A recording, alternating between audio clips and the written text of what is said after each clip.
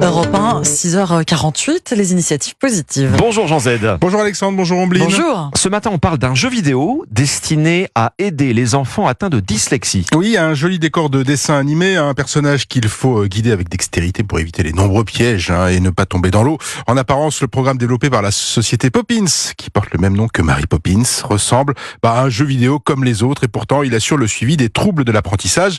Troubles de l'apprentissage autrement appelés DYS.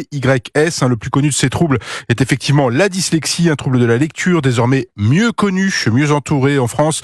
La Fédération française des dys estime qu'entre 6 à 8% de la population en souffre, soit plus d'1 million d'enfants, 1,3 million d'enfants environ, c'est beaucoup.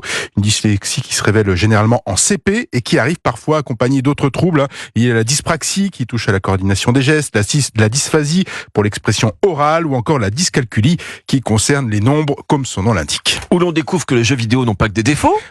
Comment un jeu vidéo peut-il aider ces personnes justement? Alors déjà, le jeu a été développé, Poppins a été développé à destination des enfants dys de 7 à 11 ans, jeu vidéo conçu notamment avec Ubisoft, c'est le géant français du jeu vidéo, et un jeu disponible sur tablette et smartphone. C'est donc du tactile, donc plus facile, on va dire, à jouer. L'application réunit plus de 25 jeux, il s'adapte aux divers troubles dont je viens de parler, de la dyslexie à la dyspraxie.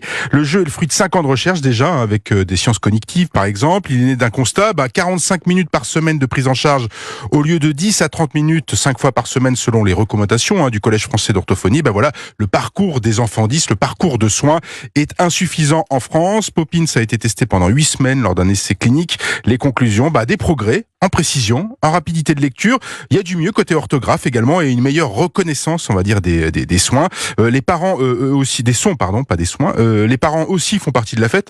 L'interface est disponible en ligne pour eux afin de suivre les progrès de l'enfant. On peut même parler, échanger avec d'autres parents pour se filer des conseils. Alors si c'est un médicament, Jean, c'est quoi la posologie? Alors s'il y a, et il y en a des enfants qui nous écoutent, qui écoutent Europe 1 et qui se disent que Poppins est la bonne occasion pour jouer non-stop. Exactement. Mais j'ai une mauvaise nouvelle, Poppins bloque tout seul, il bloque à 20 minutes quotidiennes de son utilisation face au risque de surconsommation des écrans. On ne remplace pas une pathologie par une autre. Exactement, et c'est aux parents finalement de décider d'outrepasser en fait cette limite ou pas, voyant s'il y a des progrès par exemple, de se dire allez, on va prendre 10 minutes de plus. Alors généralement on joue le soir après les devoirs, c'est 5 fois par semaine, 3 à 5 fois selon les besoins, les demandes et les progrès. Puis il y a un prix de l'abonnement, ça va de 26 à 39 € par mois. Ce coût est pris en charge en partie par certaines mutuelles. Et puis à noter que c'est pensé comme un assistant, une aide complémentaire à l'orthophonie. Cela ne se substitue pas aux consultations avec un spécialiste. Merci Jean Z, les initiatives positives sur Europe 1. À demain. À demain.